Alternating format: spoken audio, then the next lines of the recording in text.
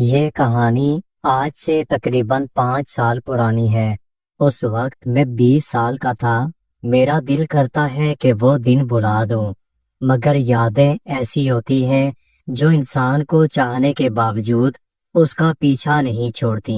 میں آج بھی جب وہ لمحے یاد کرتا ہوں تو میرا دل عجیب ہو جاتا ہے۔ ہمارا خاندان زیادہ بڑا نہیں تھا۔ میرے والد دبئی میں کام کرتے تھے، مہینوں کے بعد کبھی کبھار واپس آتے۔ گھر میں زیادہ تر میں اور میری تنہائی ہوا کرتے تھے۔ میرا وقت پڑھائی، کرکٹ اور کمپیوٹر کے ساتھ گزرتا تھا۔ میرے والد کے ایک قریبی دوست تھے جن کا نام یاسر تھا۔ وہ ہمارے گھر آتے جاتے تھے۔ ان کے ساتھ اکثر ان کی بیوی سائمہ بی بی بھی ہوا کرتی تھی۔ سائمہ بی بی کی عمر اس وقت 40 سال تھی، لیکن اگر آپ انہیں دیکھیں تو کبھی یقین نہ کریں کہ وہ 40 سال کی ہے۔ گورا رنگ، درمیانہ قد، ہلکی باری جسامت اور بات کرنے کا ایسا انداز کہ سامنے والا ان کی باتوں میں کھو جائے۔ محلے کی عورتیں اکثر کہتی تھیں کہ سائمہ کو اللہ نے ایک الگ شخصیت بنایا ہے۔ میرا ان کے گھر آنا جانا بچپن سے تھا، کیونکہ والد اور انکل کی دوستی بہت پرانی تھی۔ بچپن میں سب کچھ نارمل لگتا رہا، مگر جیسے جیسے بڑا ہوتا گیا مجھے سمجھ آنے لگی۔ میں نے محسوس کیا کہ انکل کی بیوی کچھ زیادہ ہی ماڈرن اور آزاد خیال تھی۔ وہ ہنستے کھیلتے انداز میں بات کرتی اور کئی بار ایسا لگتا جیسے اس کی نظریں عام عورتوں جیسی نہیں تھیں۔ شروع میں نے ان باتوں کو زیادہ سنجیدہ نہیں لیا۔ میں دل کو تسلی دیتا کہ شاید یہ سب میرا وہم تھا، مگر وقت کے ساتھ یہ وہم حقیقت کا روپ لینے لگا۔ اکثر ایسا ہوتا کہ انکل کسی اپنے کام میں مصروف ہوتے اور آنٹی اکیلی آ جاتی۔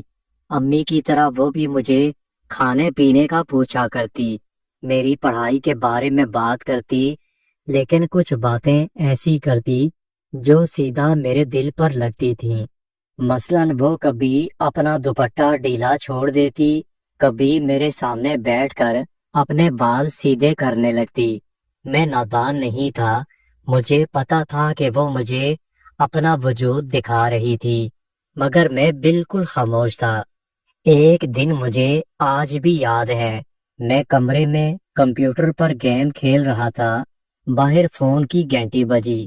میں فون سننے کے لیے اٹھنے والا تھا کہ آنٹی نے تیزی سے جا کر فون اٹھا لیا۔ میں اٹھ کر کچن میں چلا گیا، مجھے پیاس لگ رہی تھی۔ مجھے لگا کہ وہ کال کوئی عام کال نہیں تھی۔ ان کے لہجے میں ایک الگ چمک تھی۔ وہ بار بار کہہ رہی تھی، یار مجھے تم سے ملے ہوئے کافی دن گزر چکے ہیں، پلیز اتوار کو ہمارے گھر آ جاؤ، اب مجھ سے برداشت نہیں ہو رہا۔ آنٹی کی بات سن کر میرے قدم جہاں تھے وہاں رک چکے تھے۔ میرا دل زور زور سے دھڑک رہا تھا۔ میں اپنے کمرے میں واپس آیا، مگر میرے دماغ میں وہی باتیں چل رہی تھیں۔ میں نے سوچا کہ یہ انکل کا فون نہیں ہو سکتا۔ یہ کون تھا جس کو آنٹی یار کہہ کر پکار رہی تھی؟ اور پھر وہ دن مجھے اور بھی مشکوک لگا جب میں نے ان کے فون کے CLI نمبر پر ایک نمبر دیکھا۔ وہ انکل کے گھر کا نمبر تھا۔ اب میرے دل میں عجیب سے خیال آنے لگے۔ ایک طرف میرا دل کہہ رہا تھا کہ شاید یہ سب غلط تھا، دوسری طرف میرا دماغ کہہ رہا تھا کہ معاملہ غلط تھا۔ اتوار کے دن سے پہلے پورے 2 دن میرے لیے قیامت سے کم نہیں تھے۔ میں بار بار سوچنے لگا، اگر واقعی کچھ ایسا ہوا تو مجھے کیا کرنا چاہیے، اور اگر یہ سارا میرا وہم نکلا تو پھر کیا ہوگا۔ مگر مجھے لگ رہا تھا کہ اب کوئی نہ کوئی پردہ ضرور اٹھنے والا تھا۔ اتوار کا دن آیا تو عجیب سی گھبراہٹ تھی۔ صبح اٹھا تو آنٹی کچھ الگ خوش نظر آ رہی تھی۔ ان کی آنکھوں میں ایک چمک تھی، چہرے پر عجیب مسکراہٹ تھی۔ میں نے ہنستے ہوئے پوچھا، آنٹی آج بڑی خوش لگ رہی ہے۔ آنٹی نے مسکرا کر کہا، بس ایسے ہی، دن اچھا لگ رہا تھا۔ ناشتہ دیتے ہوئے بھی آنٹی کا رویہ بہت بدلا ہوا لگ رہا تھا۔ وہ بار بار مجھ سے پوچھ رہی تھی کہ میں دن کو کہاں جاؤں گا اور کب واپس آؤں گا۔ میں نے کہا آج کرکٹ کا میچ ہے، میں شام کو واپس آؤں گا۔ میری بات سنتے ہی آنٹی کے چہرے پر اطمینان آ چکا تھا۔ آنٹی کہنے لگی اچھا ہے، جا کر کھیل آؤ، بہت مزہ آئے گا۔ میں سمجھ گیا تھا کہ یہ سب کچھ معمولی نہیں تھا۔ میں نے طے کر لیا کہ آج میں کسی نہ کسی طرح یہ سب دیکھوں گا۔ جب میں گھر سے نکلنے کا ڈرامہ کر رہا تھا تو آنٹی نے آواز دی، کہنے لگی بیٹا جاتے ہوئے دروازہ بند کر دینا۔ مگر اصل میں نے دروازہ باہر سے بند نہیں کیا، بلکہ اندر سے ہی دروازہ بند کر کے اپنے کمرے میں چھپ گیا تھا۔ کھڑکی کے پاس پردے کے پیچھے بیٹھ چکا تھا تاکہ جو بھی ہو وہ سب میری نظروں کے سامنے ہو۔ تھوڑی دیر کے بعد آنٹی نہا دھو کر باہر آئی۔ ان کا حلیہ آج کچھ الگ لگ رہا تھا۔ ہلکی خوشبو پورے گھر میں پھیل چکی تھی۔ آنٹی نے فون اٹھایا اور کسی سے کہا ہاں آ جاؤ، وہ جا چکا ہے۔ تقریباً آدھے گھنٹے کے بعد دروازے کی بیل بجی۔ آنٹی باہر گئی، دروازہ کھولا، سامنے انکل نہیں بلکہ کوئی اور تھا۔ میں نے پہلی بار دیکھا کہ آنٹی کی آنکھوں میں عجیب سی چمک تھی۔ انہوں نے بڑے پیار بھرے انداز میں کہا آپ کو اندازہ ہے کہ میں کتنی تڑپتی ہوں آپ سے ملنے کے لیے، اب مجھ سے برداشت نہیں ہوتا۔ آنٹی کی بات سن کر میرا جسم کانپ رہا تھا۔ میں نے اپنے کمرے کی کھڑکی سے سب دیکھنا شروع کر دیا۔ آنٹی اور وہ شخص ڈرائنگ روم میں جا کر بیٹھے۔ ڈرائنگ روم میرے کمرے کے بالکل سامنے تھا۔ میں نے پہلی بار انہیں اتنے قریب اور بے تکلف انداز میں دیکھا تھا۔ وہاں بیٹھے باتیں کرتے رہے، کبھی ہنستے، کبھی شکایت کرتے، کبھی پیار بھرے جملے بولتے۔ میں سب سن رہا تھا، سب دیکھ رہا تھا، اندر سے دل دکھ رہا تھا، غصہ بھی آ رہا تھا، لیکن میں دیکھنا چاہتا تھا کہ آگے کیا ہوگا۔ یہ منظر میرے لیے ناقابل یقین تھا۔ میں نے سوچا تھا کہ شاید یہ سب میرا وہم تھا، مگر آج سب حقیقت کی شکل میں میرے سامنے موجود تھا۔ رات کو جب میں واپس گھر آیا تو سب کچھ عام سا تھا۔ آنٹی حسب معمول ہنس کر بات کر رہی تھی، لیکن میرے لیے کچھ بھی عام نہیں تھا۔ آنٹی کو یہ پتہ نہیں تھا کہ میں گھر پر موجود تھا۔ میں نے فیصلہ کر لیا تھا اب یہ سب چھپ کر دیکھوں گا اور ساری سچائی پوری طرح جان کر رہوں گا۔ اتوار کی شام جو کچھ میں نے اپنی آنکھوں سے دیکھا اس نے میرے اندر کی دنیا کو بدل دیا تھا۔ اگلے دن حسب معمول میں کالج چلا گیا، مگر دماغ بار بار وہی تصویریں دہراتا رہا۔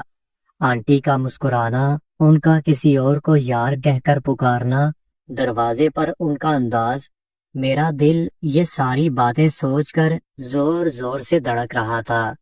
اگلے 2 دن سب کچھ عام سا چلتا رہا، لیکن میں نے نوٹ کیا کہ آنٹی جب بھی فون پر بات کرتی تو ان کا لہجہ بدل جاتا، ایک خاص نرمی ہوتی، ایک خاص مسکراہٹ ہوتی۔ پھر ایک دن دوپہر کا وقت تھا، گرمی بہت زیادہ تھی، میں کمرے میں پنکھے کے نیچے بیٹھا تھا، اچانک دروازے پر بیل ہوئی۔ میں نے سوچا کہ شاید کوئی جاننے والا ہوگا، لیکن آنٹی مجھ سے پہلے دروازے کی طرف بھاگ گئی۔ میں نے اندر سے جھانک کر دیکھا تو وہی شخص آیا تھا جو پچھلے اتوار کو آیا تھا۔ آنٹی نے دروازہ کھولا اور اس کا استقبال ایسے کیا جیسے برسوں کا بچھڑا ہوا کوئی اپنا ہو۔ دونوں ہنستے ہوئے باتیں کرنے لگے اور ڈرائنگ روم میں جا کر بیٹھ گئے۔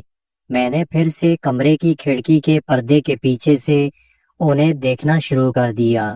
ڈرائنگ روم کی میز پر چائے رکھی گئی۔ آنٹی نے اس کے سامنے بیٹھ کر کہا آپ کو پتہ ہے میں پچھلی بار کتنی خوش ہوئی تھی، سارا دن بس وہ لمحے یاد آتے رہے، اب مجھ سے برداشت نہیں ہوتا۔ وہ شخص آنٹی کی بات سن کر مسکرانے لگا، کہنے لگا جان تمہاری باتوں کے بغیر میرا دل بھی اداس ہوتا ہے۔ اس شخص کی یہ بات سن کر مجھے بہت غصہ آ رہا تھا۔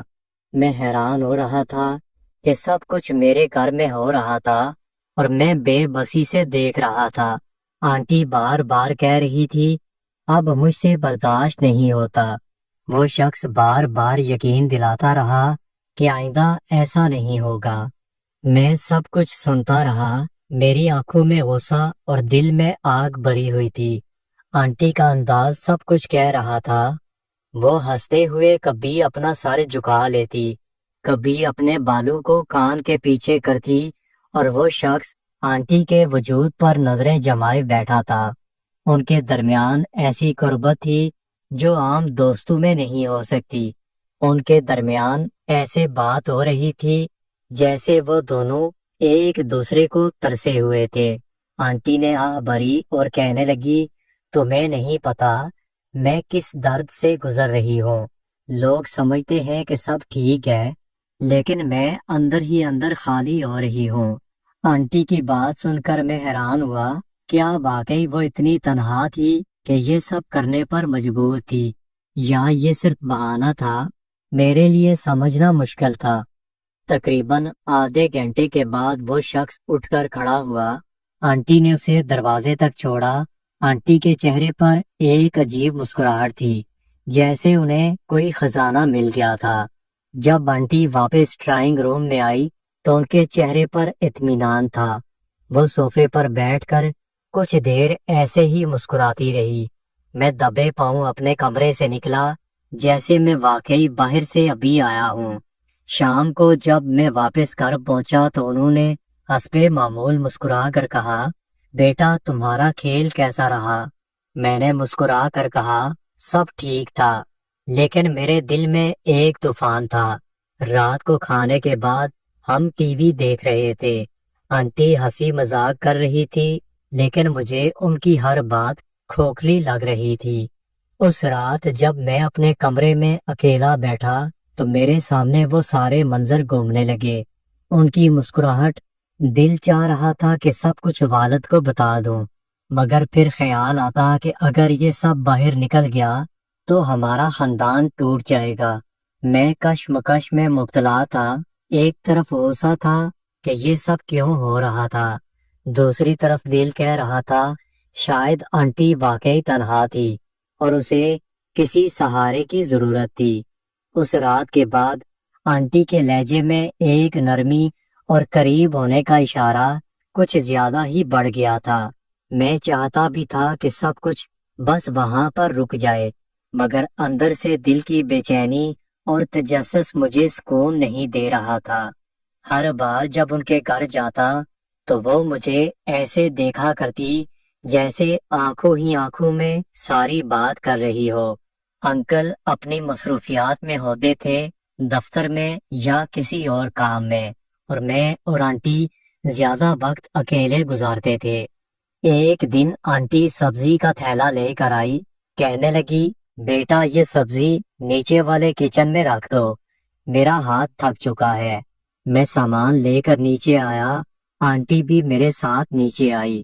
نیچے والے کچن میں اندھیرا تھا، بس وہ لمحہ عجیب سا تھا۔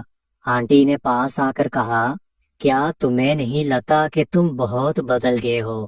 میں نے حیران ہو کر آنٹی سے کہا میں کیسے اور کہاں سے بدل چکا ہوں؟ آنٹی ہلکا سا مسکرا کر بولی پہلے تو تم بہت معصوم لگتے تھے، اب لگتا ہے جیسے میری ہر بات کو سمجھنے لگے ہو۔ آنٹی کی بات نے میرے اندر ہلچل مچا دی۔ میں نے اپنی نظریں جھکا لیں مگر دل کی دھڑکن بہت تیز تھی۔